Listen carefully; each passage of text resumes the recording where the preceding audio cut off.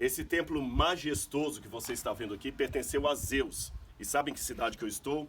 Cidade de Laodiceia. Aquela cidade que recebeu a carta do Apocalipse, você lembra? O Apocalipse divide a história da igreja cristã de maneira profética em 7 períodos. E o 7º período, representado pela 7ª carta, é o período de Laodiceia. Esse templo aqui data da época do apóstolo João, na verdade até antes dele, ele é do período helenístico. A cidade aqui foi construída e reconstruída várias vezes, principalmente por causa de terremotos que ocorreram aqui na região.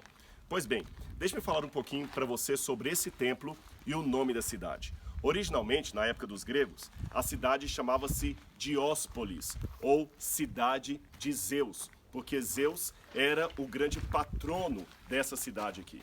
Só que quando Antíoco Epifânio destruiu várias cidades na região aqui, ele também iria destruir a cidade de Laodiceia. Mas a esposa dele, chamada Laodice, gostou tanto da cidade que ela pediu ao marido para que ele a homenageasse, dando para ela o nome da antiga cidade de Dióspolis. Agora você pode imaginar, se as pessoas que aqui estavam eram bem religiosas e cultuavam Zeus, certamente elas não aceitariam tão facilmente a troca da cidade, não é mesmo? A troca do nome, eu digo. O que então Antíoco fez? Veja, ele tinha um dilema. Se ele destruísse a cidade para impor o novo nome que ele queria para homenagear a sua esposa Laodice, ele não teria aquela cidade bonita que a esposa tanto ganhou. Por outro lado, se ele mantivesse uma relação com eles assim muito amistosa, talvez não lograria êxito. Sabe o que Antíoco fez?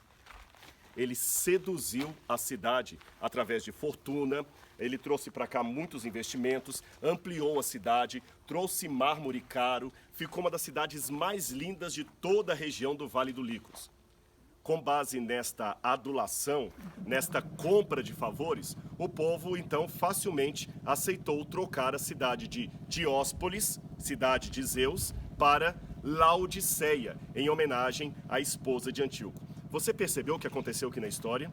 O povo que era religioso, firmemente religioso, a uma divindade pagã, é certo, mas o que eu estou acentuando era que o povo tinha uma religião que facilmente foi trocada pelos favores trazidos por Antíoco. Deixaram de ser a cidade de Zeus para se tornar a cidade de Laodice, ou a cidade de Laodiceia. Bem, além disto, existem outros fatores históricos curiosos com relação a esse lugar. Um deles é que aqui foi construída uma das maiores escolas de medicina da região e uma escola que era especializada, pasmem, em oftalmologia.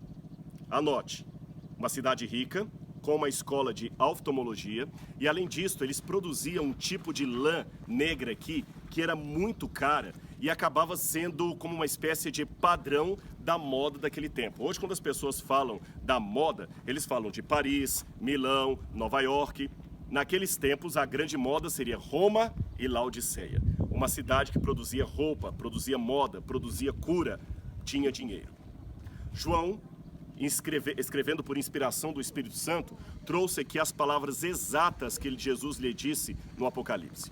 E ele fala de uma igreja cristã que estava, de certa forma, seguindo um trajeto muito semelhante ao povo de Laodiceia. Os cristãos também tinham a sua religião, tinham o seu Deus, mas eles estavam trocando a sua religião, o seu Deus, pela adulação do mundo, pela adulação que vinha das coisas mundanas, pelo dinheiro do mundo. Uma igreja que, como os habitantes daqui, apesar de ter tanto dinheiro, era espiritualmente pobre. Apesar de ter uma escola de oftalmologia, era espiritualmente cega. E apesar de produzir lã e tecido, estava espiritualmente nua. Por isso Cristo falou: aconselho que vocês comprem de mim ouro para que vocês possam se enriquecer, colírio para que vocês possam ungir os olhos de vocês, a fim de que vejam que vocês não estão enxergando, e também vestes, não vestes negras, a veste da moda, mas a veste branca da minha justiça.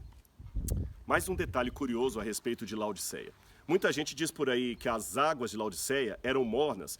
Eu já vi 2 explicações que arqueologicamente não se sustentam.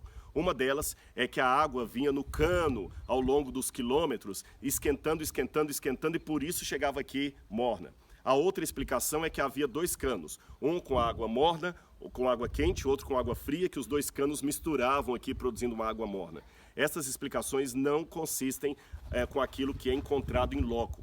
Na verdade, a água morna de Laodiceia é porque a água daqui vem de termas. É uma região que tem água quente por natureza. Quem conhece Minas Gerais e vai para o lugar ali de Araxá, sabe que ali tem águas termais. Aqui também havia águas termais, águas que eram mornas e salobas. Quando a gente está no hotel, por exemplo, aqui em Pamukkale, você vê que até a água da torneira do hotel, quando você vai enxaguar ali a boca, depois de escovar os dentes, é uma água salobra, é uma água morna, é uma água que dá ânsia realmente. Não é uma água que dá para beber, mesmo que esteja não contaminada. Agora é curioso que essa mesma água que era usada na produção dos medicamentos e de todos os minerais que havia aqui na região, também era uma água imprestável para beber. Ah, e quanto ao novo nome, Laodiceia, é curioso que Laodiceia é uma palavra grega, uma junção, na verdade, de duas palavras, laos, povo, e dike, que significa justa ou justiça, de Kaiosine, por exemplo. Então, Laodiceia pode ser traduzida de duas maneiras: o julgamento do povo ou o povo que julga. Aí a ironia tragicômica fica evidente. Uma cidade que deixou de ser a cidade de um determinado Deus para ser a cidade do povo que julga. E hoje o cristianismo, infelizmente, está na mesma situação. Um cristianismo que está deixando de ser o povo de Deus para ser o povo do popular, do povo que julga. A norma não é mais a escritura, a palavra de Deus, é a vontade popular. Não podemos ser assim, irmãos. Temos que parar com esse cristianismo que está treinando as pessoas para frequentarem as igrejas e não para seguirem princípios. Um cristianismo que está ensinando as pessoas a dizerem o que elas condenam, mas não o que elas defendem e por que defendem. Um cristianismo que infelizmente está acomodado na mornidão espiritual e não está atendendo ao conselho da testemunha fiel e verdadeira. Laodiceia ficou no passado. Hoje apenas restam aqui colunas, mármores, pedras de uma cidade que viveu, cresceu e hoje está abandonada.